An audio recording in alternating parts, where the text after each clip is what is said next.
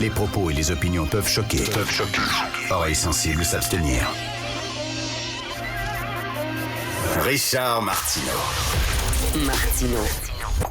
Un animateur pas comme les autres. Richard Martineau. Cube Radio.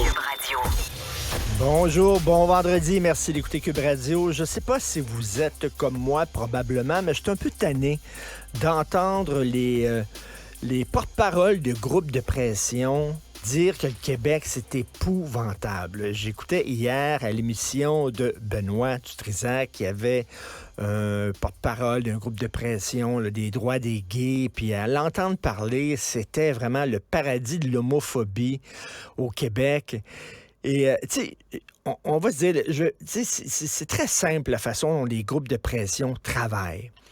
Les groupes de pression reçoivent des subventions pour régler un problème, OK? T'es un groupe de pression contre l'homophobie, tu te bats contre l'homophobie, bien, tu reçois de l'argent pour te battre contre l'homophobie. Mais toi, t'es Batman, l'homophobie, c'est le Joker. Si le Joker meurt demain matin, ben, on n'a plus besoin de Batman, OK? S'il n'y a plus de feu à Montréal, on n'a plus besoin de pompiers. Je me souviens, j'avais vu une fois un film, c'était une comédie où c'était un pompier, il n'y avait plus de feu dans son village, donc lui-même mettait le feu aux maisons pour pouvoir avoir de la job et être sûr qu'il ne perdra pas sa job. C'est un peu ça, les groupes de pression. Si effectivement, il y a moins d'homophobie qu'avant, ben, tu risques d'avoir moins de subventions, donc tu peux embaucher moins de monde, être moins présent, etc. Bon, comme ça que ça fonctionne. Tom Wolfe l'avait très bien décrit dans un livre hilarant que j'avais adoré qui s'intitule Mama Wing de Flatcatcher. C'est un drôle de titre, Mama Wing de Flatcatcher. On peut le lire en anglais. On a fait un livre où il y a Radical Chic, un des livres les plus célèbres de Tom Wolfe, avec cette nouvelle-là.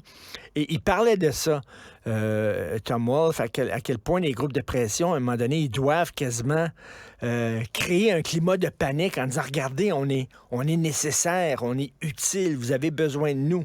Et là, bon, entendre ces groupes de pression-là, on est homophobe, on est transphobe, on est contre les femmes. Et moi, je dis non, au Québec, c'est un des endroits les plus extraordinaires pour vivre quand t'es une femme. Quand t'es un transgenre, quand t'es un homosexuel, c'est pas parfait. Là, vous allez dire, oui, mais quand même, il y a eu la Mosquée de Québec, oui. Mais la Mosquée de Québec ne représente pas le Québec. D'ailleurs, ça a été dénoncé rapidement par tout le monde. Tout le monde au Québec a été affecté par ce qui s'est passé. Ça ne représente pas le Québec. Oui, il y a eu Polytechnique, oui. Mais ça ne représente pas le Québec. Là aussi, ça a attristé tout le monde. Ça a été un choc épouvantable. Il n'y a pas de culture au Québec anti-femme comme ça. En Arabie Saoudite, oui. En Iran, oui. Mais pas ici. Il y a eu Métropolis, mais Métropolis, ça ne représente pas le Québec. Il y a un gars qui n'aimait pas les souverainistes, qui a décidé, lui, de vouloir les tuer.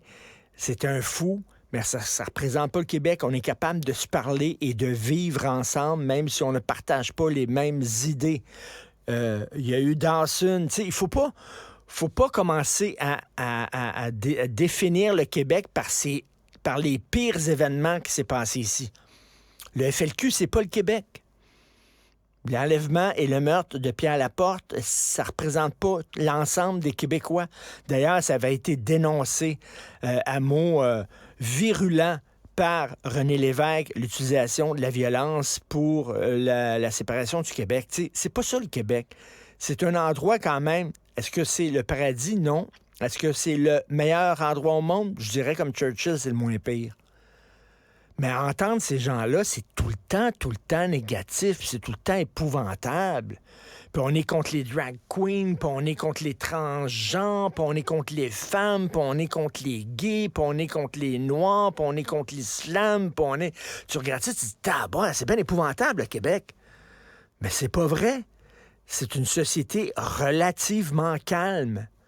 Et donc, je suis un peu tanné de ce discours-là. Peut-être parce que c'est le printemps, mais moi, j'ai hâte. J'ai envie de voir, le verre aux 3/4 plein plutôt qu'aux 3/4 vide. Joignez-vous à la discussion. Appelez